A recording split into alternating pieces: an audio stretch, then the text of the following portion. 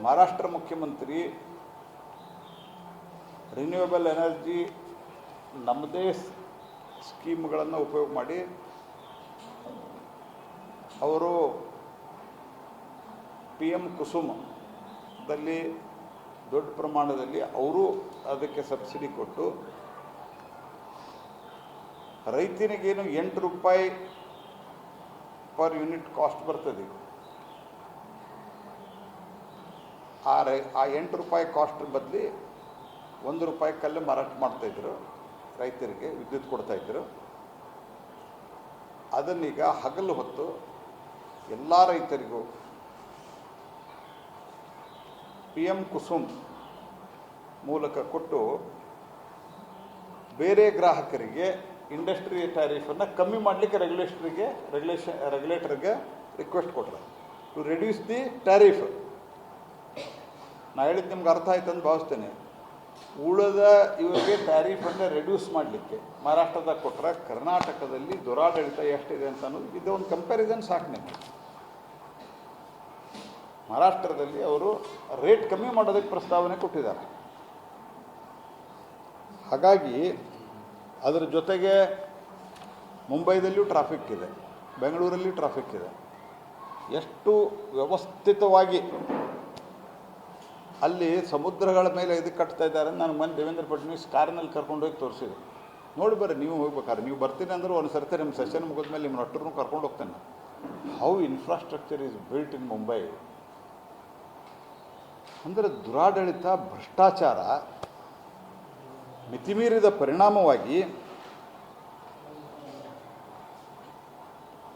ಮುಂದಿನ 3 ವರ್ಷ ತನಕ ಪ್ರತಿ ವರ್ಷ ಪ್ರತಿ ಯೂನಿಟ್ಗೆ 90 ಪೈಸೆ ಹೆಚ್ಚಳ ಅಂತ ಕೊಟ್ರ.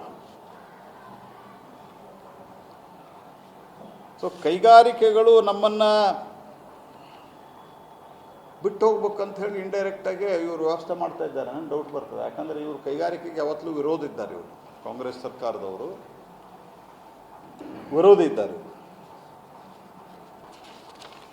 ಇವರ ದುರಾಡಳಿತದಿಂದ ಕ್ರಾಸ್ ಸಬ್ಸಿಡಿ ಸಿಕ್ಕಾಪಟ್ಟೆ ಜಾಸ್ತಿ ಆಯಿತು. ಒಟ್ಟಾರೆ ಆರ್ಥಿಕ ಸ್ಥಿತಿನೂ ಬಹಳ ಗಂಭೀರವಾಗಿದೆ. 2021ರಲ್ಲಿ ರಾಜ್ಯದ ಹೊಣೆಗಾರಿಕೆ ಅಂದರೆ ರಾಜ್ಯದ ಸಾಲ 5,20,000 ರಾಜ್ಯದ ಹೊಣೆಗಾರಿಕೆ 5,22,887 ಕೋಟಿ ಇದ್ದರೆ 2027ವರೆಗೆ 2,64,655 ಕೋಟಿ ಆಗಿದೆ. ಅಂದರೆ ಸಾಲ ಅಷ್ಟು ಪ್ರಮಾಣದಾಗ ಜಾಸ್ತಿ ಆಗಿದೆ. ಈ ಸಾಲದ ಅಸಲು ತೀರಿಸಲಿಕ್ಕೆಲ್ಲ ಬಡ್ಡಿ ತೀರಿಸಲಿಕ್ಕೂ ದುಡ್ಡಿಲ್ಲ ಇವ್ರ ಕಡೆ.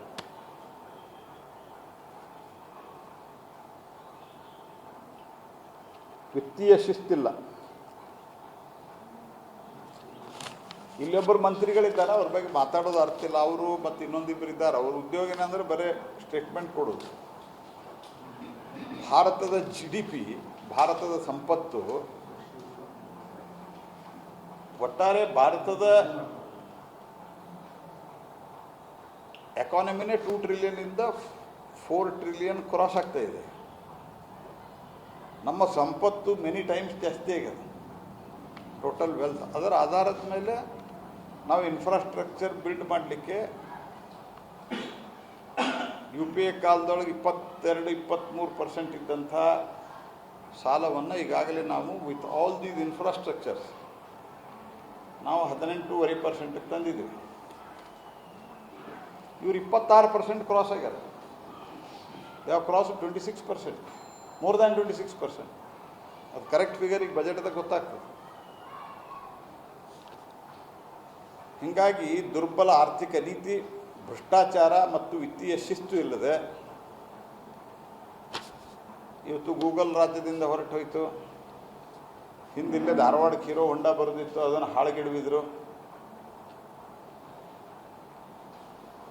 ಈಗ KIDB ಅದೇನೊಂದು ಕ್ಲಸ್ಟರು ಹಿಂದೆ ನಾವೆಲ್ಲ ಪ್ರಯತ್ನ ಮಾಡಿ, ಜಗದೀಶ್ ಶೆಟ್ಟರು ಇಂಡಸ್ಟ್ರಿ ಮಂತ್ರಿ ಇದ್ದರು, ಆಮೇಲೆ ನಿರಾಣಿಯವರು ಇದ್ದರು. ನನ್ನ ಹಿಂದಿನ ವಿಭಾಗದಲ್ಲಿ ಆಯಿತು, ಈಗಿನ ವಿಭಾಗದಲ್ಲಿ ಆಯಿತು. ಸಾಕಷ್ಟು ಇಂಡಸ್ಟ್ರಿಗಳು ನಮ್ಮ ಜೊತೆಗೆ ಸಂಪರ್ಕದಲ್ಲಿದ್ದರಿಂದ ಇಲ್ಲೊಂದು ಕ್ಲಸ್ಟರ್ ಮಾಡಿದೆ. ನಿಮ್ಗೆ ಇಲ್ಲೇ electronic good consumer electronic goods ಕ್ಲಸ್ಟರ್ಗೆ ನಾವು ಜಾಗ ಕೊಡಬೇಕು ಅಂತಾಗಿತ್ತು.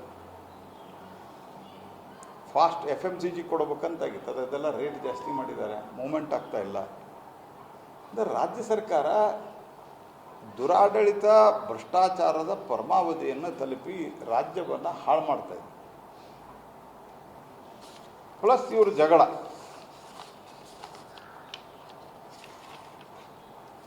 ಒಟ್ಟು ಸಾಲ ರಾಜ್ಯದ್ದು ಮಾರ್ಚ್ 26 ಅಂತ್ಯದ ವೇಳೆಗೆ 8.4 ಲಕ್ಷ ಕೋಟಿ. ಇದು 26.5% ಆಗ್ತದೆ ರಾಜ್ಯದ GDP.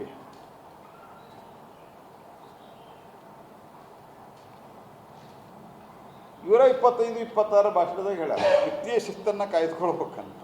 ಈಗ ಇವ್ರು 26.5% ಆಗ್ಯದ. ಈ ಸರ್ತೆ ನನ್ನ ಪ್ರಕಾರ 27.5% ಆಗ್ತದೆ. ಹಿಂಗೆ ಹೋದ್ರೆ ರಾಜ್ಯವನ್ನು ಅತ್ಯಂತ ಗಂಭೀರ ಸ್ಥಿತಿಗೆ ಇವರು ತಲುಪ್ತಾ ಇದ್ದಾರೆ. ಸಿದ್ದರಾಮಯ್ಯನವರು ನಾನು DK ಶಿವಕುಮಾರ್ ಹಾಲು ಮತ್ತು ಜೇನು ಇದ್ದಂಗಿದ್ದೀವಿ ಅಂತ ಹೇಳಿದ್ದಾರೆ. ಇದನ್ನು ಮಾಡಿದವರು ಯಾರು? ನಾವು ಮಾಡಿದ್ವೇನು? ನಿಮ್ಮ ಜನನ ಸ್ಟೇಟ್ಮೆಂಟ್ ಕೊಟ್ರ.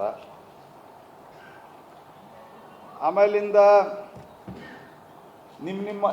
ನಿಮ್ಮ ಚೇಲಾಗಳು ಅವ್ರ ಚೇಲಾಗಳು ಸ್ಟೇಟ್ಮೆಂಟ್ ಕೊಟ್ರ.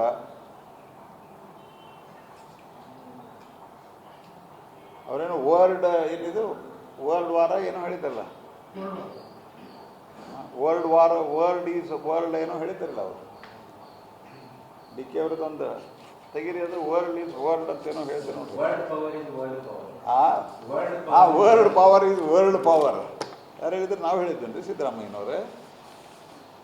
ಹಾಲು ಜೇನು ಅಲ್ಲಿ ನಿಮ್ದು ಆಲ್ಕೋಹಾಲು ಜೇನು ಇರ್ಬೇಕು ನಿಮ್ದು, ಅಥವಾ ಆಲ್ಕೋಹಾಲ್ ಮತ್ತು ಲಿಂಬೆ ಹುಳಿ ಇರ್ಬೇಕು ನಿಮ್ದು.